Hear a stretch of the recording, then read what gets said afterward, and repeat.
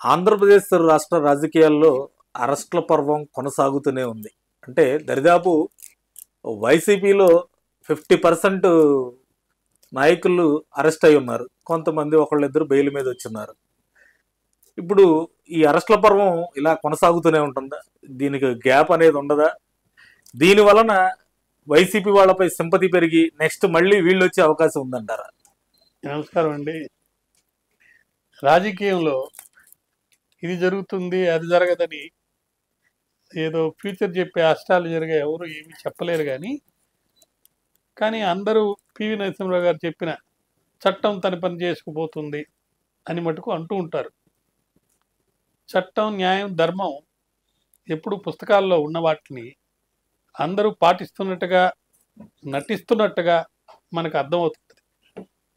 అదే వ్యక్తి ఒక రీజియంలో కేసులు లేకుండా బయట తిరుగుతుంటారు. మరి రీజియం కానీ గవర్నమెంట్ కానీ మారినప్పుడు ఆ వ్యక్తిని అదే కేసులకు సంబంధించి అరెస్టులు చేయటం, జైల్లో పెట్టడం, దాని మీద చర్చలు జరగటం, మళ్ళీ బెయిల్ మీద బయటకు వచ్చేదాకా మరి అనేక రకాలైనటువంటి ఇబ్బందులు వాళ్ళని గురి చేయడం జరుగుతుంది. రీజియం రివెంజ్ అనేది ఒకటి ఉంది.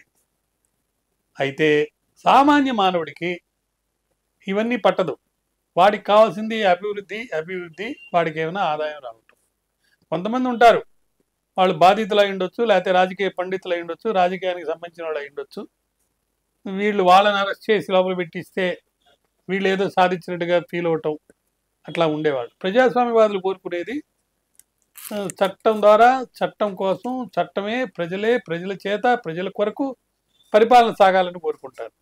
కానీ ఆంధ్రప్రదేశ్లో జరుగుతుంది ఏంటంటే, ఏ పార్టీ పవర్లో ఉందో ఆ పార్టీకి వ్యతిరేకంగా ఉన్న వాళ్ళని ఏదో విధంగా రీజియం రివెంజ్ కింద ఏదో కేసుల్లో బుక్ చేసి అరెస్ట్ చేస్తున్నారు అనే వాదన ఒకటి మనం వినపడుతుంది. అయితే ఈ మధ్య ఒక జర్నలిస్ట్ అనుకోండి, లేకపోతే తెలుగుదేశం పార్టీకి సింపతి అయిన కిరణ్ అనే అతన్ని అరెస్ట్ చేయడం జరిగింది. అతను ప్రభుత్వానికి అనుకూలంగా ఉండే వ్యక్తి అయినా కూడా అరెస్ట్ చేశారు. కొన్ని విధి విధానాలను పాటించారు. సో కొన్ని సందర్భాల్లో ఇటువంటి మనం చూస్తూ ఉన్నాం. కానీ ప్రస్తుతం అందరికీ తెలిసిన విషయం ఏంటంటే, గత ప్రభుత్వంలో అధికారంలో ఉన్న పార్టీ లేకపోతే ఆ పార్టీ అధినేతకు అనుచరులు అయిన వాళ్ళు అనేక తప్పిదాలు చేసినందువల్ల ఆ ప్రభుత్వము కూలిపోయింది, కొత్త ప్రభుత్వం వచ్చింది. మరి ముఖ్యంగా కూటమి ప్రభుత్వం నేడు సనాతన ధర్మం గురించి పోరాడుతున్నట్టుగా, హైందవ మతం లేకపోతే హిందువుల కోసం పోరాడుతున్నట్టుగా ఒక ఫిలాసఫీ అనేది బయటకు వచ్చింది. దాంతోపాటు అక్కడక్కడ పాత ప్రభుత్వంలో సపోర్ట్ చేసినటువంటి వాళ్ళందరినీ కూడా అరెస్ట్ చేయడం జరిగింది. మరి పోసాని మురళి దగ్గర నుంచి చూస్తే ఇంకా చాలామందిని అరెస్ట్ చేయటం, ఈరోజు పొద్దున్న జరిగిన అరెస్ట్ కూడా మాజీ ఎంపీ గారి కొడుకుని అరెస్ట్ చేయటం, ఇవన్నీ చూసినప్పుడు మనకు అర్థమయ్యేది ఏంటంటే, చట్టం తన పని చేసుకుపోతూనే చేస్తుంది. దాంతోపాటు అధికారంలో ఉన్న వాళ్ళు ఇచ్చే సూచనలు లేకపోతే కోరుకున్నవి కూడా ఎక్కువ జరుగుతున్నాయేమో అనిపిస్తుంది.